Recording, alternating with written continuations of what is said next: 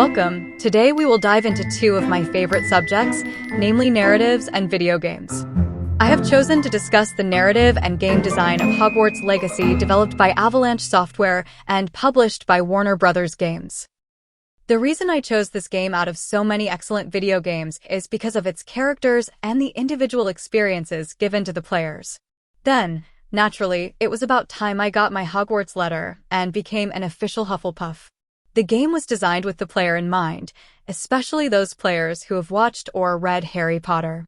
I was pleased to see things not included in the movies were included in the game, such as Keeves and the boring lectures given by Professor Binns. If the player has not read the books, then they may not understand the significance of some of the lore or characters in the game. However, even for players not familiar with Harry Potter, the main content of the story is explained. The player is also allowed to customize and name their character. They get to be sorted in the house of their choosing and design their wand. Other great elements are the ability to change clothing and be creative with the room of requirement, making it your very own. You can be as different as you want or make it simple.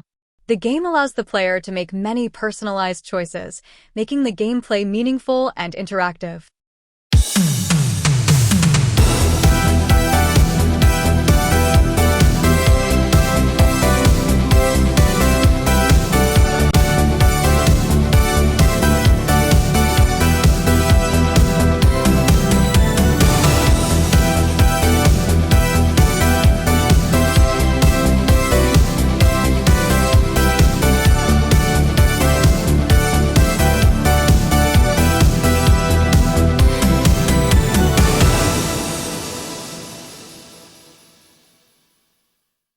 As you can see, the player can go all out.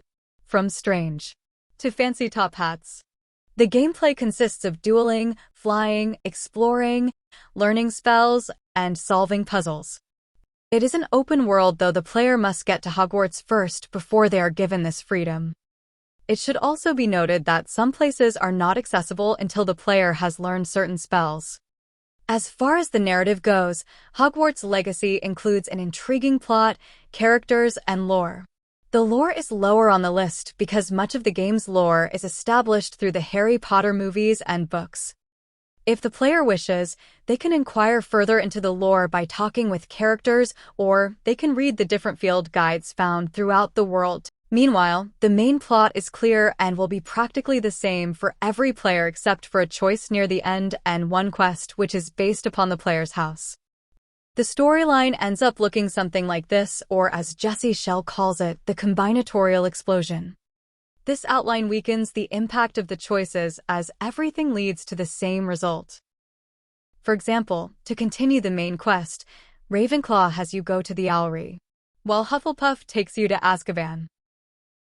Because these adventures ultimately lead to the same place, it feels like Hufflepuff was greatly favored while Ravenclaw got the short end of the stick.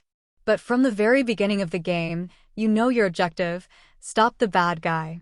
As Scott Rogers says, a game needs a clear objective so the player knows what the goal is. You should be able to sum up a game's objectives quickly and clearly. If you can't, you've got a problem. Hogwarts Legacy's plot does have some twists and ethical dilemmas, but ultimately the goal is as simple as stopping Ranrock. Now, while the main plot deals with heavy themes like racial tension and the weight of suffering, I think it is the characters and their quests that make the game shine. Like Natty Onai, Poppy Sweeting, and particularly Sebastian Sallow. Sebastian is a Slytherin student, and unless you're Slytherin, you first meet him in class during a duel. While he's definitely a troublemaker and rubs off as arrogant, Sebastian is friendly and one of the first friends you make in the game. Once you learn what motivates him and see his resilient loyalty to his friends, it's hard not to sympathize with him. The banter between the MC, Sebastian, and Onimus Gaunt is also hilarious.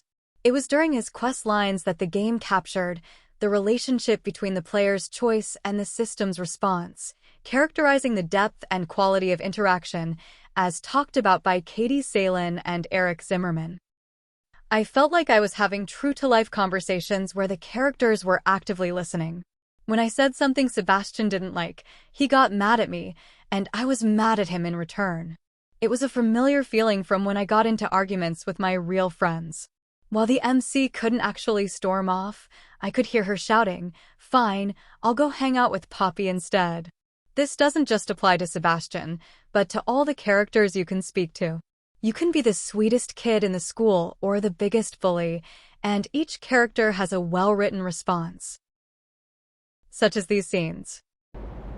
Unless you want your classmates to know how you really feel about them, you might reward me for my time. Oh, you're not at all who I thought you to be. And you're not who I thought you to be. Based upon your diary, you seem terribly judgmental. Fine. I shall pay you. But you cannot begin to imagine what I shall be writing about you next.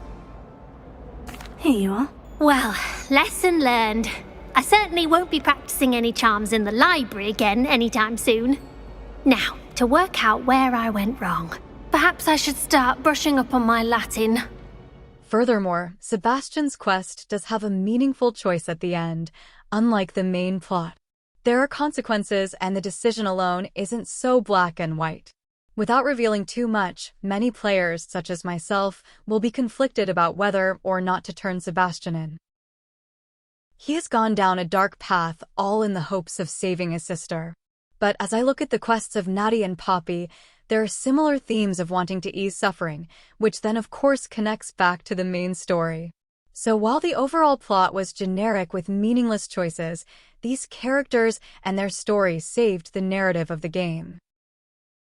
I think many of us can also agree that the game's cutscenes and graphics are beautiful and add to the story.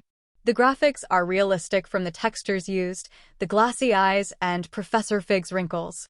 The design of the characters and the setting truly set the tone for the story, and Hogwarts Legacy wanted the narrative to be taken seriously as it explores pivotal themes that have a darker nature to them. After all, you're role-playing as a 15-year-old who is straight up killing every enemy you encounter. There's a big difference between this and this. The game also includes many funny scenes, which they purposefully added. For instance, I witnessed 2 Hogwarts students getting kicked out of Zonkos for stealing. It does not add to the main story, but it does enhance the environment of the world, indicating that NPCs have lives outside of standing around all day. The game does have bugs in it which can ruin the gaming experience, but sometimes it also presents laughable moments.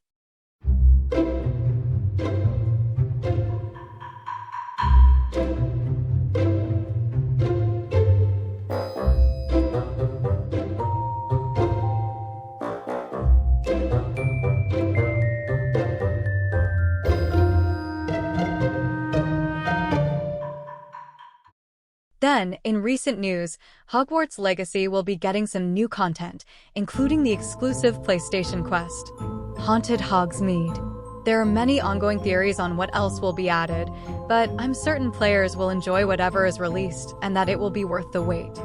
I've heard that Haunted Hogsmeade is also a fan favorite as far as narratives go. While Hogwarts Legacy could have used a bit more work on the main plot's supposed 2 endings, it was everything I've wanted from a Harry Potter-themed game. The chance to be in the different houses, getting your wand, and exploring the secrets of Hogwarts with friends. It is definitely a game worth playing whether you are a Potterhead or not.